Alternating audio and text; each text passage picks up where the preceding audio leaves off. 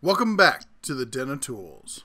Howdy ho, guys and gals, I'm Red, your friendly neighborhood tool bear. Welcome back to the Den of Tools. And today we're here to talk about an important fact that a lot of people get wrong, even sometimes the professionals, in fact I'm guessing a lot of them, get wrong when it comes to the humble combination wrench. And that is, are you using it right? Could you be doing it wrong? Well, let's jump into it. So the inception for this video is when I posted this video earlier this summer. I did a test on 16 combination wrenches where we hooked them up to a torque meter. We tested the open ends. In the second video, we tested the box ends. But I was told by many people in the comments that I was putting my paw on the tool in the wrong direction on some of them, thus skewing the results in the favor of whatever was they felt was my favorite tool. It's weird, the people who think I'm a fan bear for this, that, or the other thing. I obviously don't watch a lot of the videos here. Anyway, the point of the matter is that I had thought about doing this, but I held off until I saw Flat Rate Master do his video on the similar topic and getting many of the same results. And at this point, I'm like, okay, we got to put an end to this myth. Now, the combination wrench has been around for eons, longer than anybody watching this video. It's basically a box end on one end, an open end wrench on the other, and that open end wrench is set at a slight angle offset from the main shank of the tool.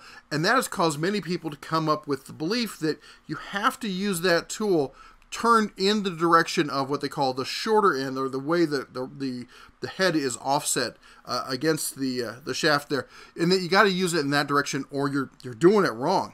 Now, one of the reasons that they might be right is that for stability, when you talk about stability, you gotta understand that when you go past the leverage point, in this case, you use three points in contention here, and when you have it turned this way, you are at the lowest point on that lever system, and so yes, naturally you will have a more stable tool. But is it going to damage the tool? Is it going to open up the ends of the wrench? And that is it going to round off? Is going to be more likely, I should say, to round off that bolt? And that's what a lot of people are contending. And what they're saying here is these are the jaws we're talking about that will get spread because you've turned it the wrong way. You've turned it against the laws of Mother Nature, and you have sinned. Now, I have a hypothesis as to where this mentality comes from, where this rule of always turn towards the weaker end of the wrench, or the supposed weaker of the wrench. Do any of you know where that rule comes from? Grizz, put your hand down. We know you know. This is for the rest of the class. It comes from adjustable wrenches. Now, the rule for adjustable wrenches has been around for a long time, and there is a definitive right versus wrong on this. And the reason for that is there is an easily discernible weak spot on this wrench, and that is where the adjustable portion is. The metal there is much thinner, and it's not adhered into the chassis, if you will, of the body of the wrench. And that results in many failures like this. In fact, another YouTuber a few years ago did a video about this, and he did a great job of demonstrating the failure on these wrenches. Now, I'm going to try and link to that up here. I'll also have a link at the end of the video to that. He did a great job, and you should go check him out. Now, let's talk about why this fallacy is just dead wrong, okay?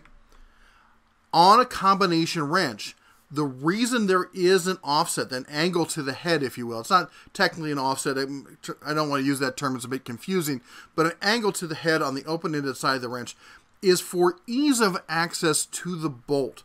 Depending on how the bolt may be situated in a recessed area, if you have a wrench that is straight, you'll have a limited throw or harder time in some cases getting to that bolt. Now, I did a bunch of research in trying to find the documented proper way on how to use a combination wrench. And the oldest source, the most definitive source, in fact, that I could find was this manual of engine room tools from the United States Maritime Service Institute. And it shows clearly here, again, that the purpose for the angle on the wrench is for ease of access to the workpiece. And nowhere in this document does it talk about the strength of the tool, that you're going to open up the jaws, that you're going to round the bolt. It is specifically and only stated that it's for ease of access to the work. Now, a lot of people will continue, despite all this, will continue to argue, well, there's more meat on the bones there, and that's what makes it stronger, and that's why you should do it, regardless of how it was designed, that's the way it should be, because the head on it is not symmetrical. Thus, giving you more strength on one side than the other. However, physics show that the shoulder of the wrench, which is the part that connects the head of the wrench to the shaft, doesn't really matter when it comes to the use of the wrench, because the stress points are parallel or at a 45-degree angle to the jaws of the wrench. And that's where you see breakage. On the wrench here, it would look like this. There's little to no stress on the shoulder and shank of the tool. And we even have this model here to show you the stress points inside the wrench as it's being used. The fact of the matter is, we could delete this section entirely, and if we did that, now I took measurements on this just to make sure this is not just, seat of my pants kind of stuff. We did testing and everything. But if you take the head of the wrench, remove the shoulders, bisect it in the middle, flip them so they're facing the same way on either side, we can see that those angles that we were speaking of before are only a small portion of the wrench. They don't come close to the shoulder, and at the end of the day, they are symmetrical. The stress points on the wrench are identical. The area, that is, speaking clearly, the area of the wrench that the stress is distributed through in the vast majority of applications is symmetrical regardless of which way you turn the wrench. As such, in example after example, we can clearly see that the results back up the data. I just can't say it more plainly. Oh wait, yes I can, because I could show you flat rate master's test from they posted just today. And this is a perfect example of this. Well, there you go. I don't know what else we can do. Be sure to run over there and check out his video. I'm going to put a link up there. There'll be a link at the end of the video. Definitely check it out, because it's clear if you watch it that his data almost 100% supported the data that I came up with earlier this year. I'm thrilled to see other people testing these things and finding more facts and getting more information out there, because we need to stop going off of anecdotal evidence. The whole buy once, cry once, or marketing phrases like, I just always chuckle when somebody says this, you get what you pay for, which is a marketing phrase, I think, from the 30s or 40s. And hearing people repeat that is just like, you do realize that that's just somebody trying to convince you that spending more money is the same as using your head. And it's not.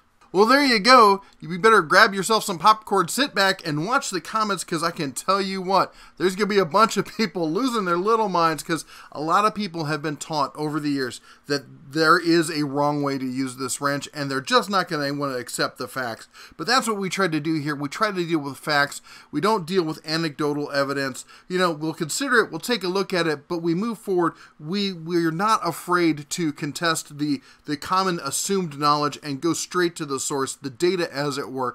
And in this case, it proves out that there really is no wrong way to use a wrench. Yeah, you may get some better stability. It's probably a little bit safer to use it in that direction. But the fact of the matter is, you're not going to damage the wrench. You're not going to spread the jaws on it. You're not going to be rounding off bolts, and you're not going to be busting your knuckles.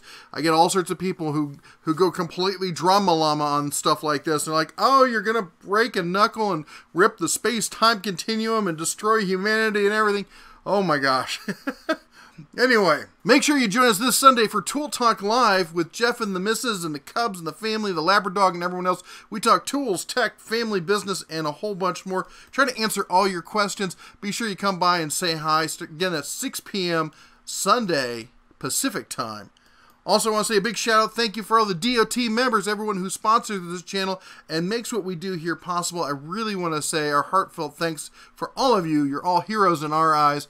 The DOT membership, that's basically YouTube's channel membership. It's their version of Patreon, this in-house kind of thing. I'll put a link up here so you can see more about it.